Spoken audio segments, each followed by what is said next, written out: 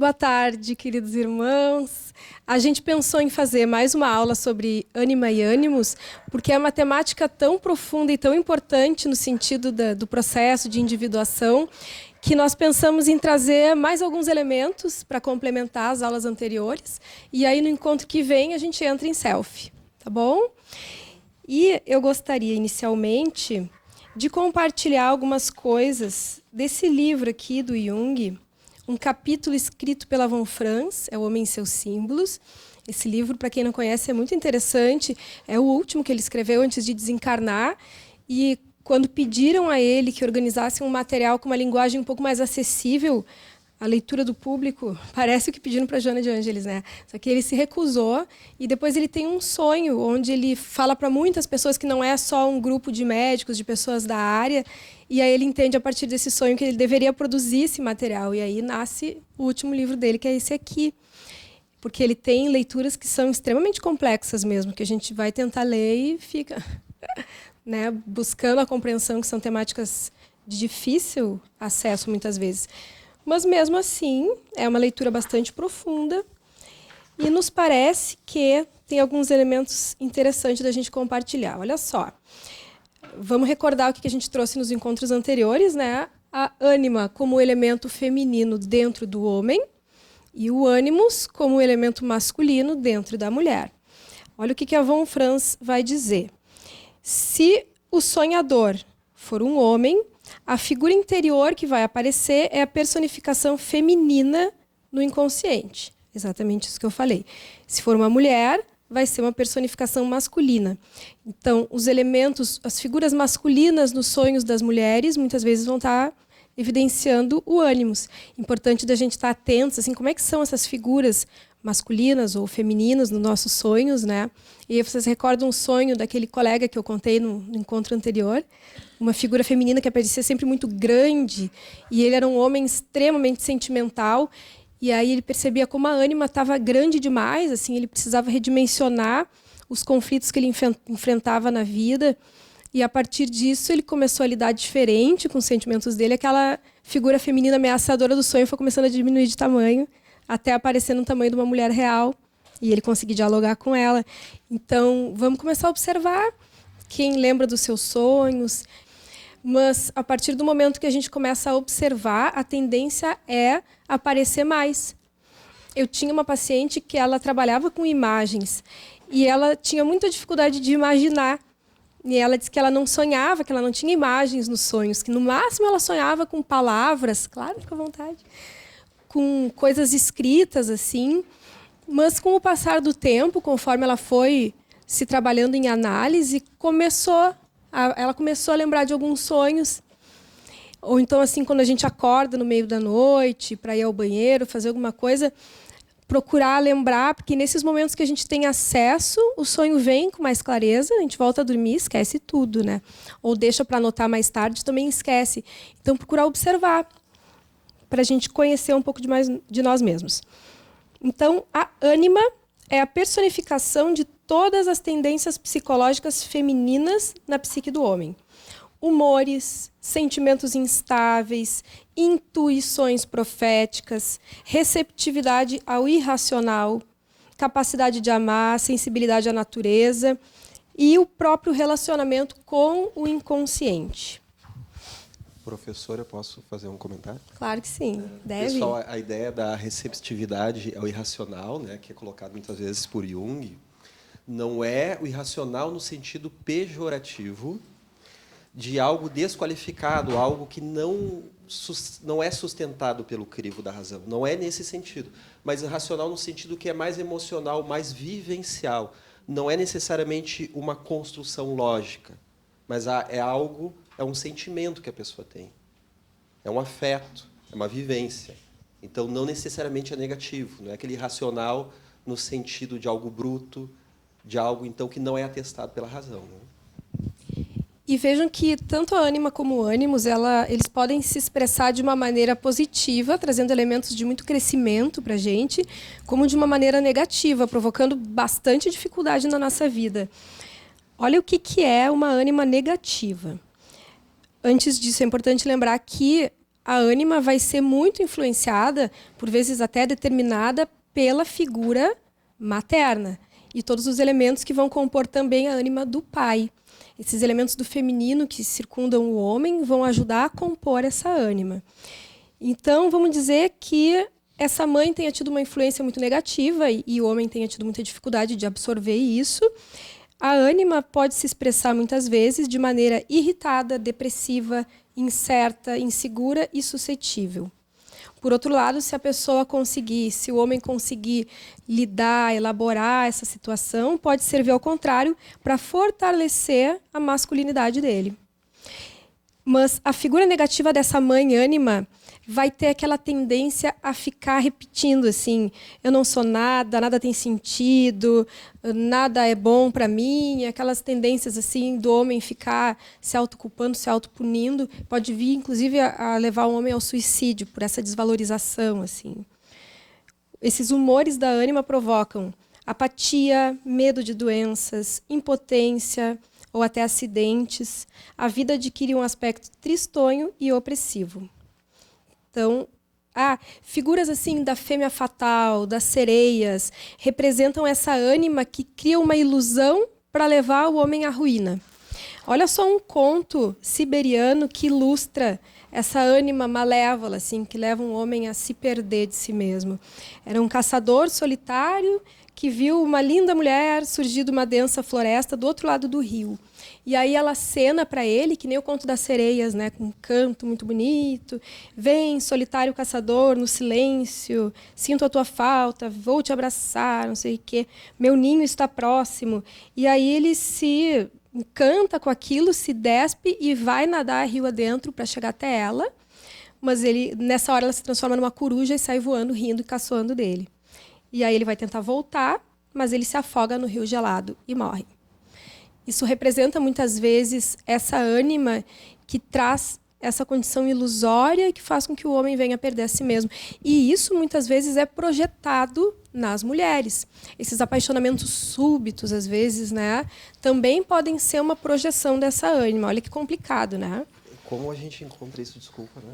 Como a gente encontra isso naquela concepção, né, de que o homem, muitas vezes apaixonado, não correspondido, coloca a culpa da sua desdita emocional, então, na contraparte feminina que não corresponde ao que ele quer. Que não está lhe dando atenção, que lhe deu um fora, por exemplo, ou até mesmo quando se estabelece a relação. Porque talvez aquele feminino nunca vai estar onde aquele homem quer. Talvez como aquela pessoa que vai nutrir ele em todas as suas carências. Essa é uma grande fantasia, é um grande perigo em relação à ânima, porque, assim como nós pensamos o ânimos, vamos olhando aí a questão da ânima, né? Esses jogos de polaridade, ânimos e ânima, é uma dentre as tantas polaridades que constituem, como a gente tem visto ao longo do curso, a nossa constituição humana atual, ainda um tanto grosseira, do mundo de provas e expiações, aonde equacionar, sintetizar, compor melhor essas polaridades para que elas possam se unir, é, digamos que assim, uma missão interna de todos os espíritos aqui no planeta. Então, nós vivemos isso entre o pessoal e o coletivo, entre o sênex, o velho, e o púero, o novo, mas também entre ânimos e ânima. Então, esse homem, muitas vezes, que a Michele está colocando, ele vai encontrar na ânima a musa inspiradora. É a musa dos poetas, dos cantores que estão lá fazendo aquelas músicas de amor, né? Temos até de dor de cotovelo, assim, que é de matar, né? Mas eles estão em contato com essa ânima. Então, às vezes, é no momento que eles tomam um fora, que eles deprimem, mas deprimindo, eles vão entrar em contato com essa ânima. Isso vai ajudar eles a compor. Claro que aqui a gente pode falar tanto de composições que chegam ao entendimento, a uma elaboração, quanto aquelas que ficam correndo atrás do próprio rabo, aí a dor de cotovelo, não é? Não tem uma tal de sofrência que estão falando aí, uma coisa assim, né? Que diz assim que é desesperador, né? Então, essa ânima pode estar mal integrada. Então, se esse homem não está conseguindo entrar num contato saudável com essa ânima, ele fica que nem isso que a Michelle falou, é a ânima sedutora e perigosa. E vamos ter um cuidado, porque na psique tudo tem um aspecto que pode ser deturpado, como pode ter também um aspecto depois construtivo, elaborado, né? Então, uma ânima mal elaborada, aquele homem que não está conseguindo equacionar o seu feminino, vai levar ele ao machismo, aquela necessidade de ser o homem forte, mas não aquele homem forte que elaborou suas fraquezas, que pode chorar, que pode olhar para dentro, né? E ser sensível também. Mas aquele homem forte que é bruto e que não pode fragilizar. Ou seja, não pode entrar em contato com o mundo dos sentimentos. Olha só que perigo que é esse mundo, não é? Então, às vezes, a pessoa parece um homem bruto, um homem seco, né? Até numa atitude meio fóbica, qualquer coisa. Ah, e aí machucou, já não, isso aqui é qualquer bobaginha. Não que às vezes a pessoa não possa ter assim até uma força, né? Não, eu estou doído, estou com uma doença, mas vamos lá, vamos enfrentar. Não estamos falando daquela tenacidade verdadeira, mas daquela defesa fóbica que tu não consegue nem falar naquilo que a pessoa já está reagindo, não é? Então, há um medo de entrar em contato com o mundo dos sentimentos. Porque, então, ou ele fica muito afastado disso, como um homem seco, ou ele pode cair num sentimentalismo exagerado, capturado pela ânima. E é aí que a ânima captura. Não é? E é dessa ânima aí que tem a ver esse sonho que a Marie-Louise von Franz escreveu, que a Michelle estava contando. Né? Uma das manifestações mais frequentes da ânima são nas fantasias eróticas. Então, também, dos homens poderem avaliar como é que são as suas fantasias, aquilo ali também vai ser um depositário de projeção da ânima. E, muitas vezes, se essa pessoa consegue cultivar suas relações afetivas, isso vai se manifestar de uma maneira. O homem que não consegue cultivar suas relações afetivas pode ter uma tendência à compulsão por pornografia, por exemplo. Então, essas compulsões podem estar relacionadas com uma dificuldade de lidar com a sua ânima também. Até dentro daquilo que a gente falou na aula passada, Michelle, sobre a ânima grosseira e infantilizada, que tem muito a ver com o primeiro estágio, né? Aquele estágio da Eva, que é a ânima sedutora, que tem esse artifício da sedução física, porém só. Fica por aí. Né? A gente sabendo o lugar que tem, né? Da beleza, da estética, que isso também é importante na nossa psique, mas o problema é quando fica somente nesse estágio. Né? E essa ânima, então, pode ser projetada numa figura feminina, o homem se apaixonar perdidamente por aquela figura, e muitas vezes isso vem a complicar relações, casamentos, por exemplo, quando surgem aquelas triangulações, né, de traição e tal. E olha só que importante que a Von Franz coloca, a solução. Só existe solução para esse drama quando se reconhece a ânima como um poder interior. Em tudo isso, o objetivo secreto do inconsciente, ao provocar toda uma complicação como essa, por exemplo, é forçar um homem a desenvolver e amadurecer o próprio ser, integrando melhor a sua personalidade inconsciente e trazendo-a à realidade da sua vida. Porque, às vezes, pela dificuldade de poder reconhecer tudo isso como uma força interior, a gente projeta fora e vai vivendo fora ilusões, desejos mais primitivos, quando, na verdade, essas tendências vão sempre se repetir como uma tentativa de fazer olhar para dentro. Eu já atendi vários casos de homens com essa dificuldade de me trazerem assim, que não gostariam de estar traindo a sua mulher, mas de não conseguir, principalmente assim em momentos quando eles estariam inseguros ou com alguma dificuldade, seja na relação ou seja no trabalho, alguma coisa, de buscar essas relações por fora para tentar compensar esse algo e daí de querer cessar com esse comportamento, mas não conseguir. Então, enquanto não se der atenção para esses elementos mais profundos do inconsciente, realmente fica muito difícil, porque é de outra coisa que o inconsciente está falando. Não é necessariamente de uma relação sexual, de um apaixonamento verdadeiro por tal pessoa. São essas projeções. Como isso se mistura com a nossa realidade objetiva, né? Justamente de se nutrir de algo que está faltando na relação, né?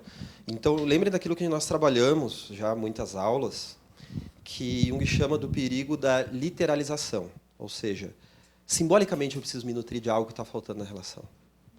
em vez de eu suportar as dores e as dificuldades da relação, né, o calor, o aquecimento das dificuldades, os confrontos, e juntos o casal conseguir elaborar novas saídas, vai se buscar fora.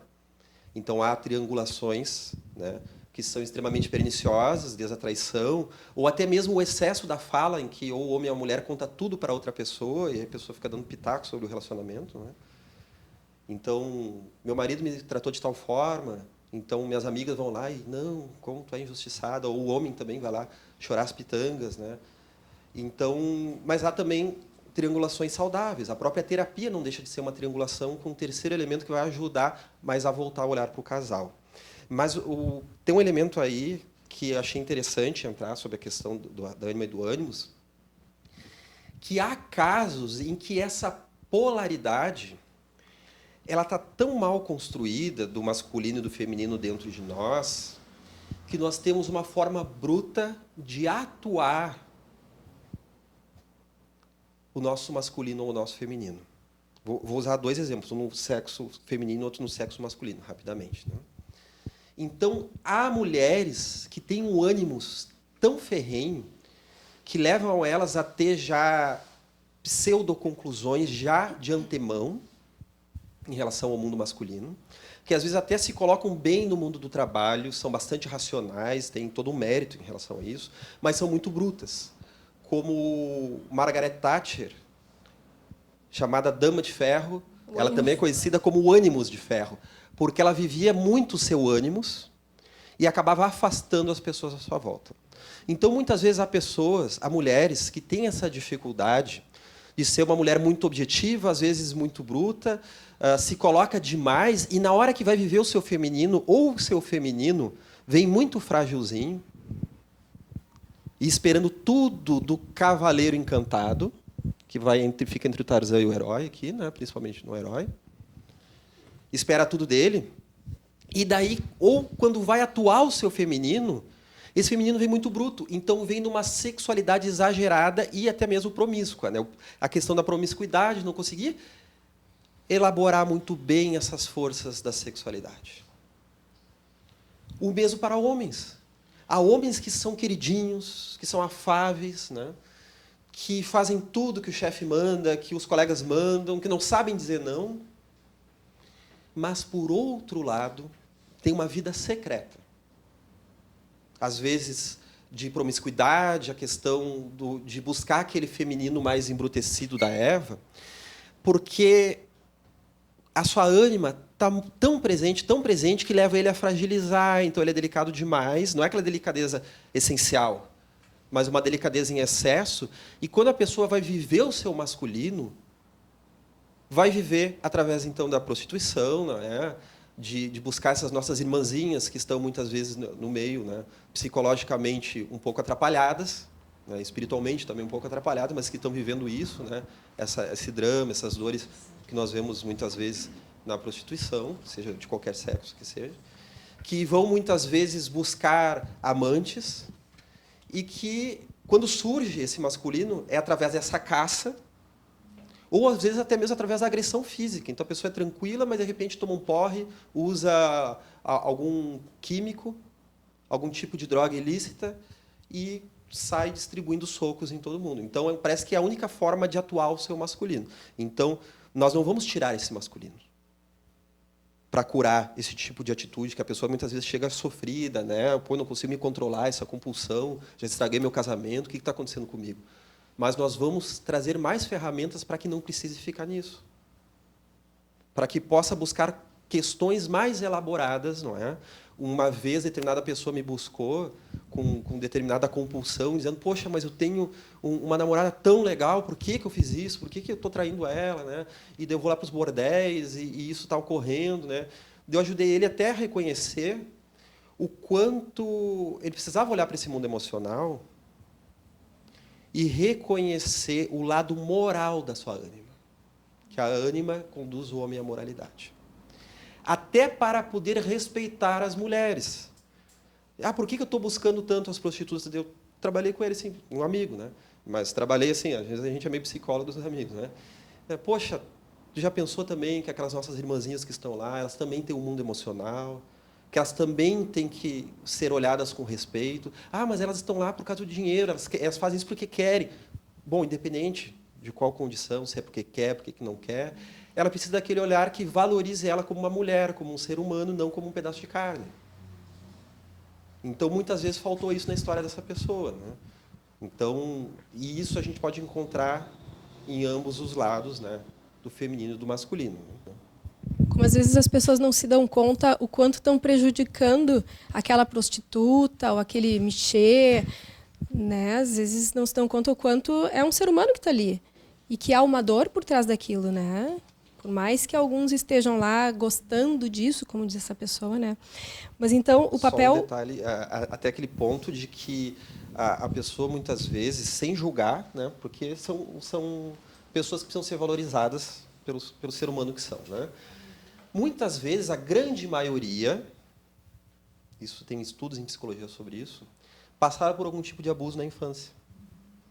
Tanto os mixês quanto as prostitutas, e que tiveram uma sexualidade iniciada muito cedo, de forma até mesmo violenta, e que leva a uma fragilização em que elas buscam, muitas vezes, repetir esse abuso, porque elas são abusadas psicologicamente. A pessoa que muitas vezes está nessa condição, né, sem julgar, há inúmeros casos que nos escapam, né, não vamos generalizar, né, mas muitas vezes é uma pessoa que está numa fragilidade psicológica. E o cliente não deixa de ser alguém que acaba abusando da fragilidade psicológica daquela pessoa, que muitas vezes vão buscar essa situação por uma questão financeira, por dinheiro, mas que depois, mesmo já tendo adquirido certos bens, não conseguem sair, então, dessa questão, né? Então, é algo a ser trabalhado, a ser elaborado, então, nessa experiência humana, né? É uma reflexão bem importante, né, quando a gente está falando do feminino, do masculino. Mas, enfim, então, o papel positivo da ânima é de fazer uma ligação com esse mundo emocional, com esse mundo do inconsciente. A Von Franz coloca aqui, é um papel de guia entre o mundo interior e o self. Tanto o ânimos como a ânima vão ter esse papel de nos conduzir ao nosso self. Olha só que importante, né? Ou para a sombra, conforme a gente lidar. Os estágios, então, são esses que a gente viu no nosso encontro anterior. A Eva, Helena, Maria e Sofia, né? De um primitivo, de um romântico, mas que tem elementos sexualizados ainda, onde entra um componente mais racional e onde entra a sabedoria.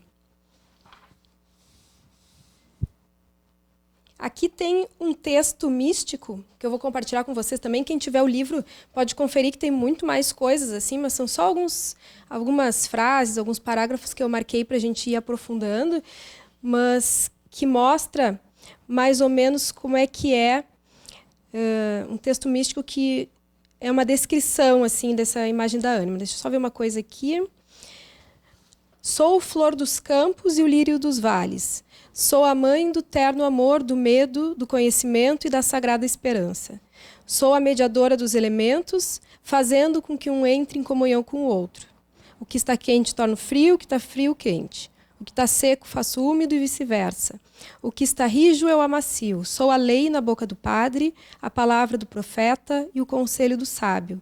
Mato e dou vida, e ninguém pode escapar às minhas mãos. Um texto medieval que descreve um pouquinho o que é esse feminino dentro da psique masculina.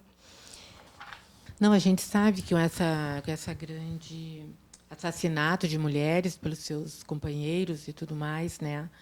E como é que fica essa ânima nesses indivíduos assim, muito violentos, perigosos? Geralmente esses indivíduos estão brigando com a sua ânima, né? Quando matam essa figura feminina, estão tentando lidar com um feminino que está muito adoecido dentro de si. Isso me faz lembrar da imagem das feiticeiras da Idade Média e até hoje, né? Botar fogo nas feiticeiras era um jeito de tentar dar conta desse feminino projetado no mundo e que se tornava ameaçador. Esses homens que matam mulheres, esse feminicídio assim, que a gente tem visto, tem uma relação bem importante com essa projeção dessa ânima extremamente ameaçadora, né? Então, eles acabam por matar fora na tentativa de matar dentro. Eu penso também que pode ser assim. Claro que isso aí se dá em todas as classes sociais, né? E será que não é também por conta deste... Eu vou dizer um termo que eu também não gosto desse termo, que dizem pelo empoderamento das mulheres. Eu não gosto desse termo. Será que não é por conta disso que elas estão se projetando em todas as áreas, né? Todas as áreas mesmo. Então, será que não é isso um pouco aquele orgulho ferido, aquele sentimento de inferioridade, muitas vezes, não é?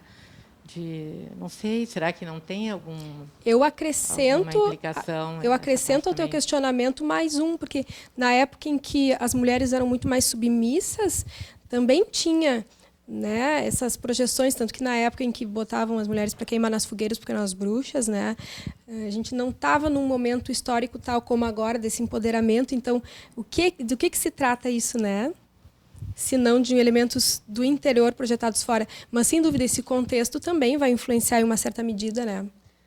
E nós podemos também entender, né, que tudo que ficou preso nos porões do inconsciente vai vir de forma desmedida. Então, nós podemos entender, eu escutando assim, pensando, né, o empoderamento é necessário. Empoderamento feminino, entre tantos outros, né?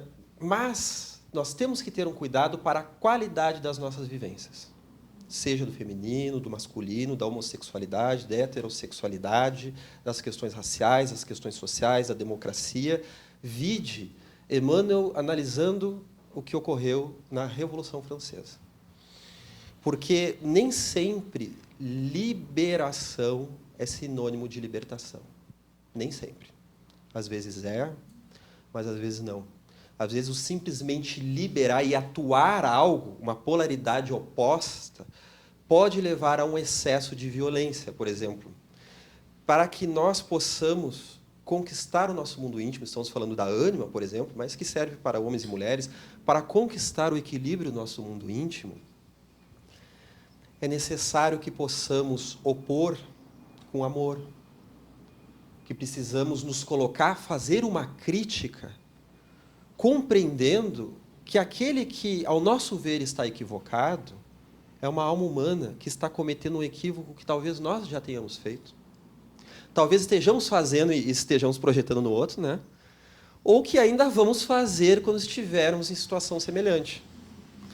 Então, fica este desafio, não apenas no feminino, mas em todas as revoluções da atualidade, como do passado, de conseguir trazer uma nova mensagem. Então, a Revolução Francesa, Emmanuel vai trazer isso no livro A Caminho da Luz, que ela foi preparada pela espiritualidade ao longo dos séculos, vide os filósofos iluministas, mas que esta libertação das correntes da monarquia e do feudalismo, e também, como também do absolutismo, não é, francês, elas levaram a um excesso de agressividade, em que, em determinado momento, este movimento que foi iniciado pela espiritualidade superior foi continuado pela espiritualidade inferior, porque as revoltas vieram à tona. Existe um livro de história chamado O Grande Massacre de Gatos, que fala um pouco do cotidiano da Revolução Francesa. Que o banho de sangue era tão natural que existiam casos, por exemplo, como daquela velhinha que iria tricotar todo dia de tardezinha, enquanto assistia tranquilamente às decapitações. Como o próprio Massacre de Gatos, que dá nome ao livro, onde, em determinada gráfica, os funcionários da gráfica estavam tão envoltos naquela violência que, na hora do descanso deles, do almoço, era justamente a hora que os gatos da redondeza iam cruzar, não é? E daí começava aquele choramingo da gataiada. Não sei se sabe como é que é o gato nas suas aventuras sexuais, né? É aquele barulho que parece assim o canto do diabo, não é? Aquela... E eles não aguentavam mais. Então, eles estavam tão envoltos naquela cultura que eles fizeram uma corte para julgar cada gato e decapitá-lo. Vejamos como existia aquilo. Então, haviam pessoas que, quando eles viam aquelas carroças com os nobres sendo levados à decapitação, eles até mesmo apelavam à masturbação, de tão excitados naquele furor de violência, não é? Então, nós vemos que é muito comum que as coisas saiam do controle neste nosso processo de libertação. Então, o verdadeiro masculino é aquele masculino que vai conseguir conviver se integrar com o seu feminino, com a sua feminilidade, vai se encantar com aquilo, vai tropeçar nesse encanto, mas vai também se descobrir. E o verdadeiro feminino é aquele feminino que vai trazer a assertividade da mulher, do seu ânimo, que isso está se descobrindo na mulher no mercado de trabalho, respeitando as questões que já estavam presentes no feminino. Tu não precisa abrir mão do feminino, da sensitividade feminina, da sutilidade, da intuição, do mundo sentimental e do materno. Tu não precisa abrir mão disso para integrar o ânimos. Não existe essa integração, é impossível. Se abrir mão não é integração. Aí é uma polarização. É uma vivência que na psicologia se chama de unilateralidade, que é qualquer vivência de unilateralidade, também em outros temas também existe isso, não só nesse, né? Mata a experiência. O ego, ele se vê dono da verdade. E daí, como o André Luiz Peixinho, aquele palestrante baiano, estava falando, né? Nós acabamos dividindo o mundo entre dois tipos de ser humano. Aqueles que concordam comigo e aqueles que estão errados, não é? Então, nós temos que ter um determinado cuidado com isso. Né? A descrição perfeita do ânimos quando toma o ego, né? Então, o ânimos, os aspectos masculinos dentro da mulher, que vai se manifestar não na forma de fantasias e inclinações eróticas, mas como essa convicção secreta, sagrada, que nem o Alexandre está dizendo. Quando a mulher anuncia a convicção com uma voz forte, masculina, insistente, ou impõe às pessoas uma maneira de pensar, uma maneira de ver as coisas, a gente vê esse ânimos tomando conta, né? Algo obstinado, frio e totalmente inacessível numa mulher. Como é que foi que eu vi na internet esses tempos? Um pai ensinando para o filho, meu filho, quando uma mulher estiver certa, ela está certa. Quando ela estiver errada, ela está certa. Uma coisa assim, porque quando está tomado pelo ânimos, não tem conversa. Realmente, a gente fica assim completamente obstinadas pela ideia. E dá para completar, né? Olha como isso ocorre também no masculino, né? O homem também, quando está vitimado, que se vitimiza, a eterna vítima. Então, há pessoas, como no transtorno de personalidade paranoide, mas não só. Esse aí, até nós exploramos isso no livro sobre a psicologia de Joana de Ângeles, né? A visão que ela tem sobre as psicopatologias, este novo livro lançado pela AMI Brasil, organizado pelo Gelson. Não só nessa patologia, como em muitas, né? O homem vitimado, ele tem muitas vezes um intricado sistema de justiça, muito bem entre justos e injustos, mas que ele é sempre a vítima. Ele está vitimado por essa ânima. É uma ânima, é um feminino que está levando ele quase que ao, digamos, a figura, entre aspas, tá, pessoal? Muitas aspas, da menininha fragilizada. Então, às vezes, é aquele machão de academia, né? Qualquer pessoa xingou ele. Que nem eu já falei isso uma outra aula, né? Que nem aquela questão, né, tinha um personagem muito daquela comédia muito rica que havia, né, na televisão brasileira, de um bombadão de academia, né? Não que todos sejam assim, mas aquele estereótipo que eles colocam ali era dessa forma, em que qualquer pessoa que olhava para ele estava duvidando da sua masculinidade. Então ele dava porrada. Daí ele estava andando na rua, quando de repente o ceguinho olhou para ele de jeito estranho, obviamente duvidando da sua masculinidade. Então, obviamente, só restava a ele a única opção, não é? Vou dar porrada. É uma ânima vitimada, um grande medo da homossexualidade, não é? O do feminino dentro do homem, né? E aí dentro de heterossexualidade, homossexualidade, vamos lembrar de Joana falando que são vivências muito válidas, tanto uma quanto a outra, né? E que se há homossexualidade por conflito, há homossexualidade sadia. E se há heterossexualidade por conflito, também há sadia. Das duas formas, não é? Vide o filme, né? Só um pequeno adendo, né? Sem fugir muito do assunto, o filme Transamérica, que foi um filme muito premiado, em que mostra ali um caso de um transexual, uma transexual, né? Um homem que optou pela feminilidade e que ele pretende, então, fazer uma cirurgia de troca de sexo. E lá nos Estados Unidos, como aqui no Brasil, a pessoa precisa passar por uma avaliação psicológica, para que essa busca seja uma busca saudável, né? Não vamos entrar aqui na questão perispiritual, da alteração do corpo ou não, porque talvez isso nos escape, né? Fique talvez para a espiritualidade maior, mas a busca da vivência do feminino, né? Então, a psicóloga coloca ele uma condição, que ele vá atrás do filho que ele teve quando ele era um homem. E ele não quer, porque ele tem horror ao homem que ele foi. E é um filme muito bonito, porque é um filme de reencontro, de reintegração, de ele perdoar o homem que ele foi para que ele possa arrumar de forma sadia para a sua transexualidade. E, no caso, ele incorporava a sua ânima, ele estava identificado com o feminino.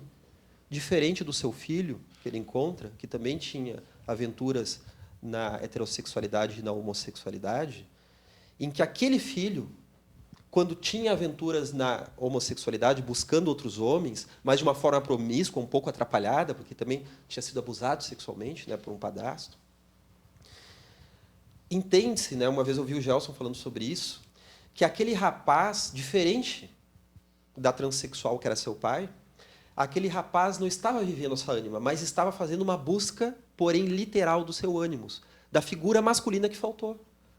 Como as figuras paternas que tinham se apresentado para ele, na ausência do pai que tinha sumido da vida, e o padrasto que lhe abusava, era um paterno que só vinha através do abuso. E não através do cuidado, da assertividade, daquela proteção que o paterno traz, né, de mostrar, acolher o filho, né? Então, o problema da promiscuidade aí, né? Então, a homossexualidade dele, até para ser bem equilibrada, ele precisava equilibrar a sua vivência com o paterno, né? Para que, na sua opção, seja homossexual ou heterossexual, fosse mais sadia, se perdoando as figuras que surgiram na sua vida, não é? O que nós estamos buscando nas relações?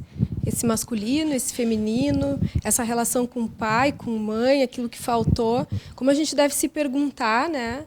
Esse filme mostra uma série de elementos mesmo relacionados com isso.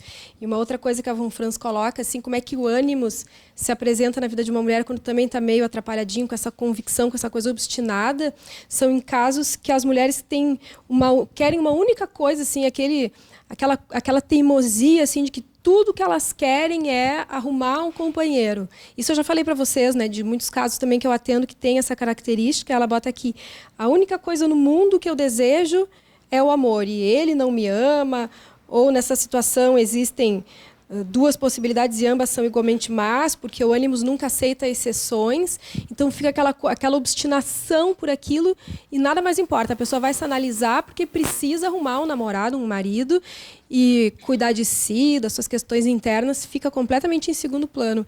É o ânimos também que está se atravessando nesse processo, né, e que faz muitas vezes com que a pessoa fique paralisada, presa naquilo. Então, também a importância de poder transcender um pouco isso. Essas opiniões certas do ânimos que não permitem nenhum tipo de contradição, né? É o pai que dá ao ânimos da filha essas convicções que são incontestáveis. Também os elementos do pai e do ânimos da mãe, todos esses elementos do masculino num nível inconsciente e num nível de contexto objetivo vão influenciar a construção dos nossos ânimos, meninas. E muitas vezes essas convicções podem não ter nada a ver com o que a pessoa é de fato, mas tem aquela coisa fixa na cabeça, né? E podem se tornar um demônio dentro da gente.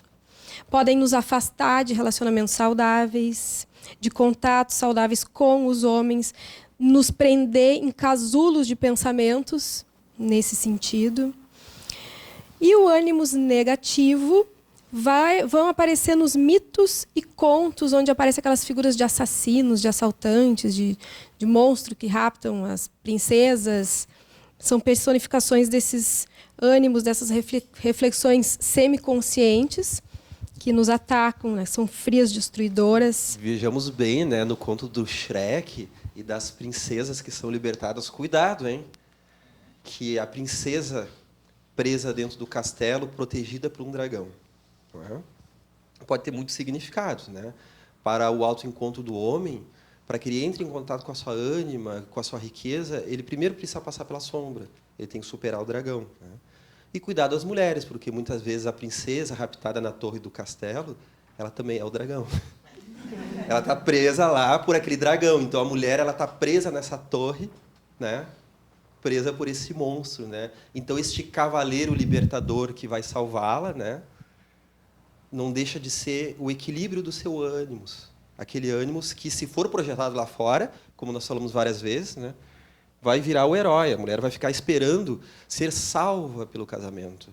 Isso que a Michele falou, né, de pessoas que vão para a terapia e que todo o objetivo é encontrar a outra contraparte. E a pessoa pode ter como não ter beleza, ter ou não ter dinheiro, ter ou não inteligência, aptidões, parece que nunca dá certo, né? E há casos, tá, sem generalização, mas há casos, né, que uma vez até falei para uma pessoa, olha, tu precisa casar, tu tem razão. Ah, mas é isso que eu estou buscando. Mas primeiro tu precisa casar dentro de ti, para depois casar fora. É a busca do equilíbrio interior. Às vezes precisa se divorciar dentro de si, né? Também tem isso. Se divorciar de figuras paternas e maternas. Muito bem. Né? Se divorciar, né, da ânima destrutiva, do pai, do masculino destrutivo, da mãe, né, ou das figuras que vieram, para que esses complexos eles não sejam destruídos, não é? Eles sejam redimidos, redirecionados, redimensionados, transformados. Então o ânimos vai se transformando, ou a ânima também vai se transformando. E vai havendo esse casamento interno, que Jung fala do casamento do rei e da rainha, que muitas vezes surge na mitologia, levando ao equilíbrio, levando justamente aquela figura andrógena, que falamos na aula passada, que é a hora masculina e a hora feminina, que surge no sonho, como nós falamos num caso de um sonho na aula passada, não é? Quem está vendo em casa, olha a aula passada, se quiser saber desse sonho. Em que, quando surge no sonho daquela pessoa a figura, a androgenia, já é o inconsciente mostrando uma possibilidade psíquica se apresentando. Então, justamente o progresso daquela pessoa, o inconsciente vai respondendo com novos caminhos. Então, essa equação como espíritos da mulher e do homem que fomos no passado. Talvez um pouco exagerados, um pouco equivocados em alguns aspectos, ou às vezes tão bons, né? Porque nós falamos isso em outras aulas. Às vezes nós reencarnamos no sexo oposto para equilibrar equívocos que tivemos em determinado sexo, mas não só. Às vezes nós conseguimos passar por situações com muito talento num corpo feminino. Conseguimos passar, então, na masculinidade? Com outras aptidões também sendo impulsionadas pelo organismo? É um desafio para o espírito também compor. Não é só por causa do equívoco. Às vezes nós vamos para o sexo oposto porque aquilo que nós acertamos já numa sexualidade, que bom, eu sei suportar um lar quase dividido, um lar que quer romper em determinada sexualidade, como o pai da família, ou como a mãe, ou como a filha. E agora, será que na outra posição, será que eu também consigo? Então fica uma nova área a ser descoberta pelo espírito nesse processo evolutivo. E o lado positivo do ânimos vai personificar um espírito de iniciativa na mulher, de coragem, de honestidade, de profundidade espiritual, quando está num nível mais elevado. E também, da mesma maneira que a ânima vai ser um guia para esse contato mais profundo da mulher com o self. Então, isso pressupõe que esse ânimos tenha parado de emitir opiniões absolutas. Então, por isso a importância de relativizar as opiniões do ânimos para poder realmente fazer com que ele cumpra o seu papel, de nos guiar para o nosso eixo, vamos dizer assim. Sabe, esses pensamentos absolutos que muitas vezes, esse dragão que protege a princesa, que às vezes se volta contra fora, se volta muitas vezes, e na maioria das vezes, contra nós mesmas, mulheres. Então, esses pensamentos assim, de vazio, sentimentos de vazio, pensamentos de nulidade, de se detonar, assim, também muitas vezes estão presos em opiniões do ânimos, opiniões inconscientes desse ânimos. Então, a importância de identificar essas opiniões. O que exatamente que esse ânimos está pensando? Que crença é essa? Por que tanta culpa? Por que tanta acusação a si ou aos outros. Isso vai ajudando, então, a identificar essas opiniões absolutas e relativizando, para que esse ânimos possa transcender, então, né? Como desenvolver a ânima? O que vocês acham a partir disso que a gente falou? O que a gente pode fazer para desenvolver a ânima no homem? Se permitir se abrir, se contatar, dar espaço para si mesmo. Perfeito. Reconhecer que a realidade interna é tão importante, tão objetiva, quanto a realidade externa. Exatamente o que ela falou, né? Se permitir esse contato com o seu mundo interno, prestar atenção às suas questões internas, emoções, sentimentos. Não reprimir isso. Expressar adequadamente, né? Não é sair atuando os impulsos, mas poder expressar suas emoções de maneira saudável. Muito adequado também para o homem e para a mulher, mas vamos falar aqui do mundo do menino, né? Às vezes ele se coloca de forma equivocada diante da família, das regras familiares, e a gente diz para a pessoa está angustiada, mas eu estou angustiada porque tu me tirou a mesada, porque tu não deixaste eu sair, qualquer questão assim que os adolescentes ou as crianças podem trazer, não é? E a gente não admite o direito da pessoa ficar triste. Até pode estar errado. Até a gente pode dizer assim, tá, mas meu filho, tu não fizeste por merecer, olha só como estão as tuas notas, né? Olha o que tu fizeste com as tuas economias, o teu dinheiro, então, na hora que tu equilibrar melhor, eu vou te dar um pouco mais de dinheiro, mas eu vi que tu está te equivocando, então, vou colocando algum limite. Mas, primeiro, reconhecendo que a pessoa pode, sim, ficar frustrada, mesmo errada que ela esteja. São sentimentos. Então, a gente fala assim, então tu está triste, meu filho. Pois é, tá, tudo bem. É natural a tua tristeza, mas, olha, vamos pensar melhor, né? Então, tu vai ajudar a pessoa a relativizar, a reconhecer sentimentos.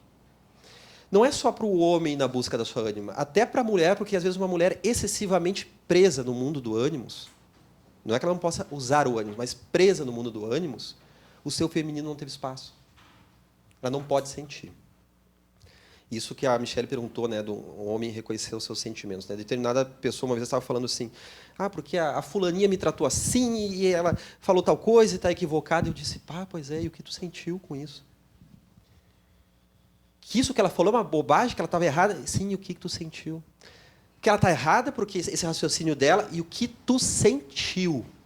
Que difícil que a pessoa dizer, eu esse? tô com raiva, eu tô magoada, eu tô triste, né? Como é que eu estou me sentindo? Justamente, tem homens que vai perguntar assim, e como tu te sentiu? Eu estou com fome.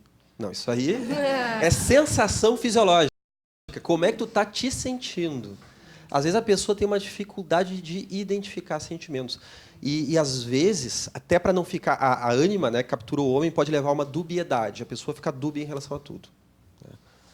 Então, ela não consegue assumir posicionamentos, né, como a figura do enigma da esfinge diante de Édipo, que captura, né, a pessoa fica tentando uma resposta racional, e ela fica presa naquela racionalidade.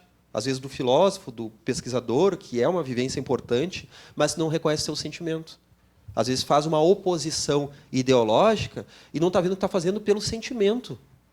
Está colocando algo numa discussão acadêmica, por exemplo, mas não por um raciocínio lógico, mas porque está magoado.